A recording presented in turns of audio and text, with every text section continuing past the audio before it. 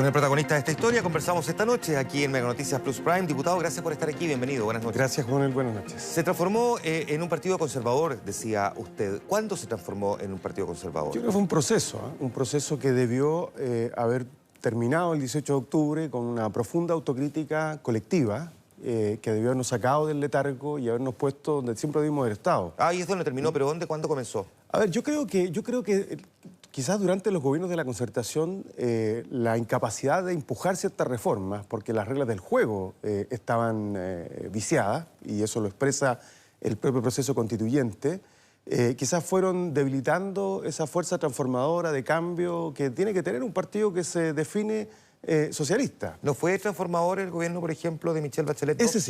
Ese sí, y eso es lo que yo he dicho estos días. Fue el primer gobierno de la nueva mayoría que se planteó cambios estructurales profundos. Y hay un diagnóstico que ella hace el día en que asume su precandidatura presidencial en la Comuna del Bosque, a la vuelta de su mandato en ONU Mujeres, que yo creo que es paradigmático, porque describe con mucha profundidad lo que hoy día estamos viviendo y advierte que de no hacer cambios estructurales que cierren esta brecha de inequidad, el riesgo de que la bomba de presión que se estaba acumulando, la presión que se estaba acumulando, iba a estallar. Y de ahí los cambios que empujó. Pero fíjate que esos cambios no fueron acompañados ni comprendidos, incluso por su propia coalición. Era razonable esperar que la oposición fuera feroz. No sé si tanto como lo fue. Claro, pero la coalición es una cosa, el partido es otra, porque uno podría culpar a los socios, pero no necesariamente a la tienda política en la que uno está. ¿Usted siente que fue el partido el que no acompañó a la presidenta Bachelet o fue la coalición? Yo creo que hubo en la coalición y en el partido debilidades en el apoyo a la coalición, a la presidenta. Voy a poner algunos ejemplos. A ver. Artículos cotidianos de antiguos militantes del partido, destacados dirigentes que en su momento devinieron en empresarios, como Oscar Guillermo Garratón, que no perdía oportunidad en criticarla, otros también destacados, antiguos miembros de directorios de empresas públicas, como Fernando Bustamante y otros más, la declaración famosa de que la Asamblea Constituyente y el proceso constituyente era fumar opio, otras declaraciones de líderes del Partido Socialista a propósito de las decisiones del gobierno de la presidenta Bachelet sobre empujar determinadas reformas, cuando había todo este debate y dilema sobre la gradualidad, que nosotros decíamos, mire, nada de lo que estamos haciendo se está haciendo sin gradualidad. Ahora, ¿usted siente que esa corriente de opinión fue la que prevaleció o la que ha prevalecido dentro del partido? Y por esa razón usted se va, porque uno podría decir, a ver, es una opinión más, como todos los partidos políticos tienen divergencia en las opiniones también. Uno podría considerar que es básicamente de la naturaleza propia del ejercicio político. Sí, no, la reflexión que lleva a mi renuncia es mucho más prolongada y tiene muchos más elementos. Tiene que ver con la conclusión de que no basta la adhesión emocional para ser parte de un partido político. Tiene que haber una comunidad de propósito, y yo hoy día siento que no es el partido en el que me siento concordante en su propósito. Porque uno podría decir, para ser bien honesto en este punto, que más bien pareciera ser una pugna insalvable con Álvaro Elizalde, actual presidente del partido, lo que a usted lo lleva a tomar la decisión de irse, más que una cuestión que uno diga, usted lo venía meditando, no sé, hace 7 o 8 días. Yo lo venía meditando hace mucho tiempo.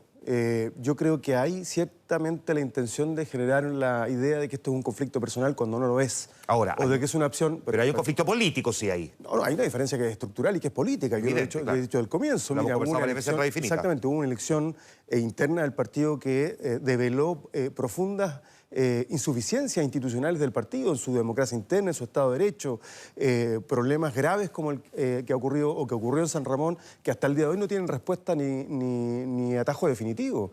La realidad de una vía paralela al interior del partido, de un militante ficha que es el que manda y que determina quién decide los destinos del partido y no el peso del militante. Yo cuando tomo la decisión de renunciar me voy con mucho dolor, porque entre otras cosas son más de 30 años de militancia, y porque al militante y a la militante que hace la vida cotidiana del partido les tengo un enorme cariño. Al que yo no le tengo aprecio es al militante ficha, que creo que tiene una adhesión relativa o irreal con los principios y postulados del partido. ¿Cuánto pesa ese militante ficha que usted describe en la colectividad hoy día? Muchísimo. Piensa tú que hay 2 comunas en Chile, o 3 comunas que son el 25% del padrón del partido. Y creo que este es un problema del PS, pero es un problema transversal del sistema político. Nosotros le pedimos a los partidos que junten ficha. Entonces los operadores juntan ficha, o los caciques territoriales juntan fichas, después esas fichas quedan por ahí y aparecen el día de la elección, pero tú no las ves luego en el resto del año, ni el resto del periodo hasta que no haya elección. Hay otro elemento, Marcelo Díaz, que me pareció bien interesante en la declaración, cuando usted dice que el partido empezó a comprarse elementos del modelo neoliberal. Déjeme preguntarle, ¿es, por ejemplo, presidente socialista Ricardo Lagos un representante de eso? Porque hay quienes, no pocos, dicen Lagos, el presidente de los empresarios. No, yo no creo que él sea un representante del neoliberalismo, pero creo que, por ejemplo, en su gobierno implementamos algunas políticas públicas que yo no comparto. ¿Como el cuál? CAE. El Sin CAE. ir más lejos, el CAE. Creo que en otras hay que mirarlas de acuerdo al momento en que se hicieron. Y yo creo que hay un tuit, lo he hecho estos días, muy revelador del propio Ricardo Lagos estos días, que da cuenta de esas debilidades y errores que cometimos. Él dice, la reforma constitucional del 2005 fue aquella que pude hacer porque fue lo que la derecha me permitió hacer. Y esa es la realidad objetiva. ¿Cuál fue el error entonces?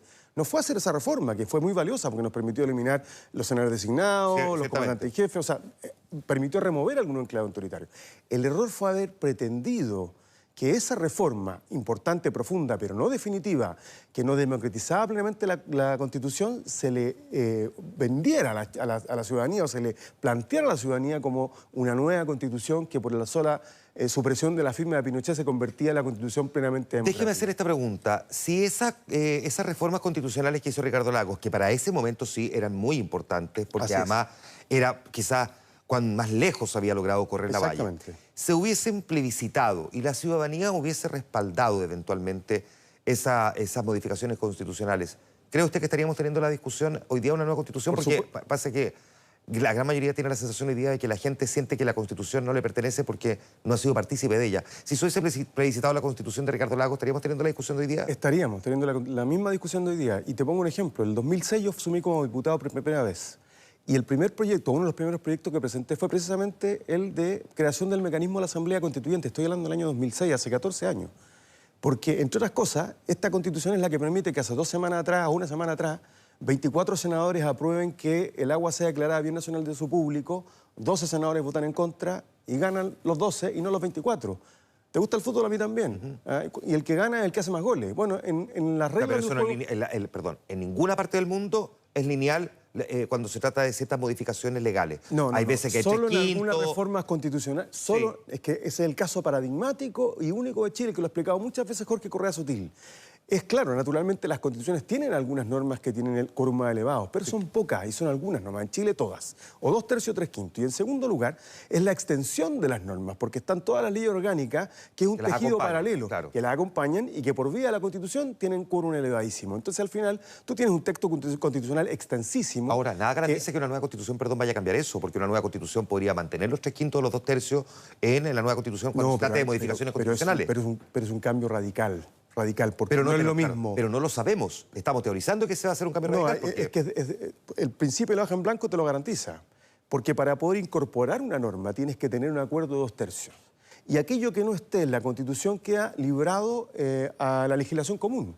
Y eso significa que aquel que obtenga mayoría va a poder legislar en esa materia, como ocurre en todas las democracias del mundo. Establezca también dentro de esa nueva Constitución ciertas normas que obliguen a los 3/5 o los 2/3. Pero ¿sabe cuál es la diferencia cualitativa y lo que hace diferente en términos democráticos ese principio? Si es que la Asamblea Constituyente, la Constitución Constitucional, que lo acuerde ese mecanismo que ha sido elegido por los ciudadanos, que decía, mire, los derechos fundamentales, por ejemplo, los derechos humanos, los vamos a proteger y no van a poder ser modificados sino por 2/3.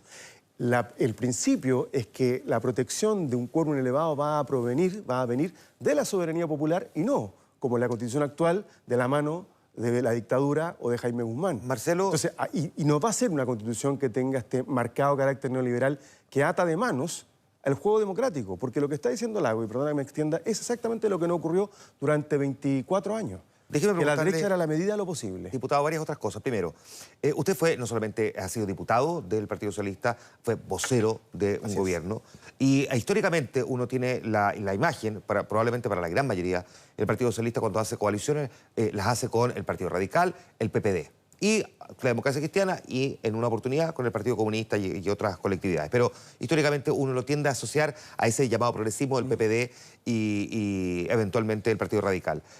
Si usted formó parte de ese gobierno, uno entendía que usted se sentía más o menos cómodo en eso, al punto de que incluso fue capaz de ser vocero de una administración de esa naturaleza. ¿Qué le pasó en el camino que hoy día considera que en realidad el Partido Socialista debería estar generando una alianza, por ejemplo, con colectividades del Frente Amplio? Mira, lo bueno es que sobre esto uno va dejando huella de carbono, como se dice, ¿no? Yo escribí mucho antes, incluso del 2009, la derrota del 2009, que creí que el Partido Socialista tenía que articular un polo de izquierda, y así lo hablamos en su momento. y mantuve esa posición durante todo el ciclo hasta que llegamos a la nueva mayoría, que era expresión de aquello. ¿Cuál es la reflexión que nosotros hicimos con posterioridad y que yo la vengo diciendo desde el momento en que asumí como diputado, incluso antes de la última elección presidencial, cuando fuimos derrotados nuevamente con Alejandro Guillé, donde el Partido Socialista jugó un rol muy relevante en que no continuara la nueva mayoría, entre otras cosas, al sacrificar las primarias? Que el Partido Socialista tenía el deber de ubicar su domicilio político real, que es desde la izquierda, y desde ahí articular un entendimiento progresista, pero en torno a una agenda compartida. Porque la experiencia que yo viví como ministro es que la falta de sintonía de la coalición con el programa de gobierno, tú recordarás, no firmé el programa pero no lo leí, nunca me lo leí, en cualquier país del mundo eso te cuesta el cargo de presidente de un partido, porque sí, hay un principio de responsabilidad. En Chile no. Perfecto. Entonces el programa se convirtió en una fuente de disputa y no en una fuente de ordenamiento de la coalición. Y si tú me preguntas por qué perdimos la elección, yo creo que hay un componente muy importante en el juicio sobre la escasa capacidad de gobernabilidad que ofreció la nueva mayoría en torno a su propio programa de gobierno. Diputado, en varios países del mundo ocurre que cuando un parlamentario renuncia a su militancia, tiene que renunciar a su escaño y tiene que someterse a una nueva elección para que en el fondo se determine si la ciudadanía en realidad lo eligió porque era militante del partido o por lo que representa a la persona más que la militancia.